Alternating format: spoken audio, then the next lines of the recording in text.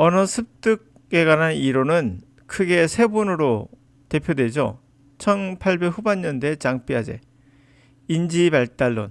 나이에 따라서 인지가 발달하는 그 단위가 있고 이게 발달하면서 언어가 습득된다는 스키너 교수의 행동주의, 그래 촘스키의 생득설. 생득설이라는 말은 태어날 때 이미 우리는 언어적 능력을 가지고 태어나고 적정한 때가 되면은 발현된다라는 거예요. 그래서 근대 언어학의 아버지라고 말하는 이유도 바로 이런 부분에서 있죠. 현재 많은 학자들은 스키너 같은 경우 이 행동주의는 반복이에요. 반복을 통해서 언어를 배운다라는 것을 받아들이는 사람은 거의 없어요. 물론 우리나라 영어 강사나 또는 유튜버나 블로거를 제외하면 그렇습니다.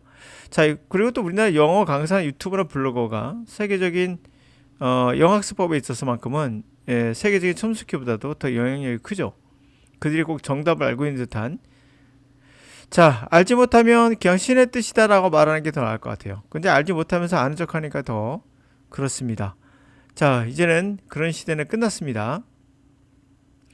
자, 그러나 물론 이것이 신의 뜻이다라고 생각하는 것처럼 아직도 규칙적이고 반복적인 일을 통해서, 즉 고통과 노력을 통해서만이 진실에 가까워진다는 믿음을 갖고 있는 분들이 우리나라 영어학습의 주류예요. 이건 종교적인 어떤 스토이시즘이죠. 금욕주의입니다. 그래서 영포자가 나오죠. 생각해 보시면 힘들고 고통스러운 일을 몇 명이나 평생 할 수 있겠습니까? 또 해도 소용없다면 더 하기 싫어지는 거죠. 우리나라 영어 포기자는 99.9%예요. 중학교, 고등학교 때 또 대학교까지 졸업해서도 그 이후에 영어를 하지 않는다는 건 포기한 거거든요. 과학은 정확한 답은 아직 모르지만 진실에 가장 가까운 설명을 해주고 있어요. 그게 바로 노암의 촌스키죠. 자, 그러면 기적에 관한 인간의 한번 이야기를 한번 살펴보죠. 사실 기적이란 건 중세시대의 악령이 아직도 우리 마음에 살아있을 때 하는 이야기예요. coincidence, 우연의 일치다. There is statistically, 통계적으로 impossible, 불가능해 라는 우연의 일치가 seems to us, 우리들에게는 like irrational event, 비합리적인 사건으로 보이죠. 그리고 some, 일부는 그래서 find it, define it, 그것을 miracle, 정의로 기적이라고 정의합니다. 그러나 as 몬테뉴라고 하죠. 몬테뉴는 has said, 이렇게 말했습니다. The origin of the miracle, 기적의 기원은 바로 우리의 ignorance, 무지에 있다. At the level of our knowledge of nature, 우리의 수준, 우리가 자연에 대해서 알고 있는 수준에서 그 무지한 거죠.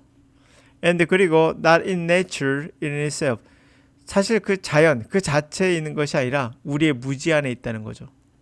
우리가 몰라서 기적이라고 생각한다는 얘기예요.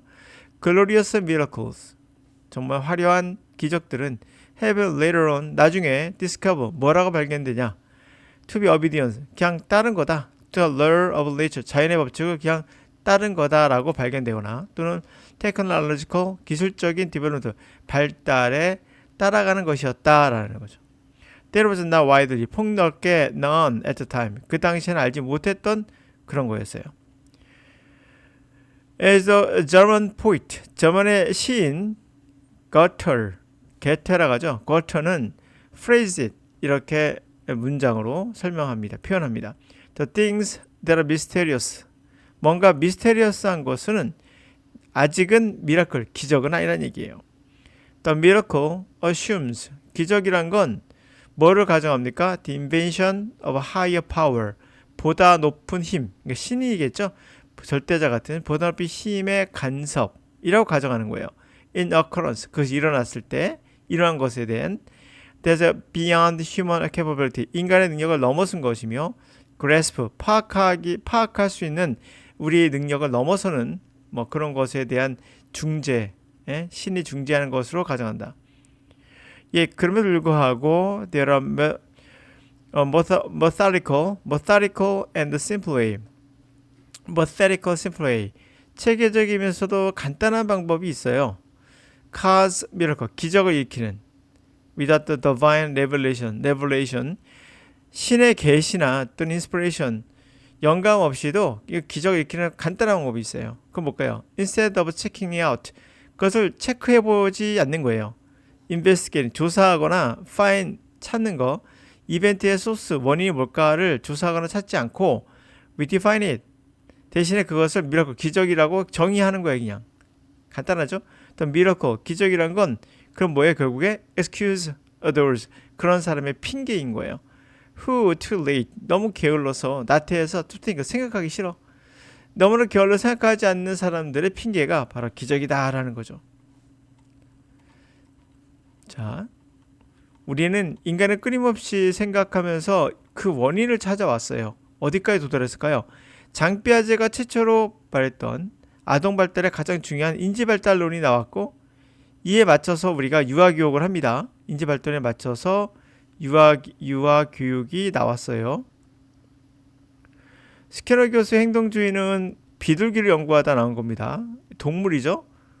이거는 비둘기로 끝났어야 되는데 이걸 인간에 적용했기 때문에 문제가 돼요. 인간에게 적용했지만 억지로 적용한 거죠.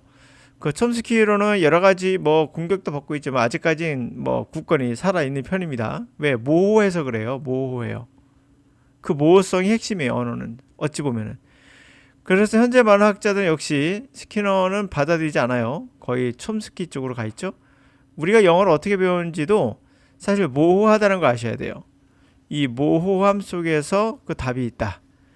그래서 영어에서는 단어 하나하나를 정확히 하려고 하지 마시고 이 문장 안에서 통계적으로 여러분들이 기적과 같은 일이 벌어져요. 우리 뇌 속에 이미 뭐가 있는 거죠? 유니버설 그래머가 있기 때문에요.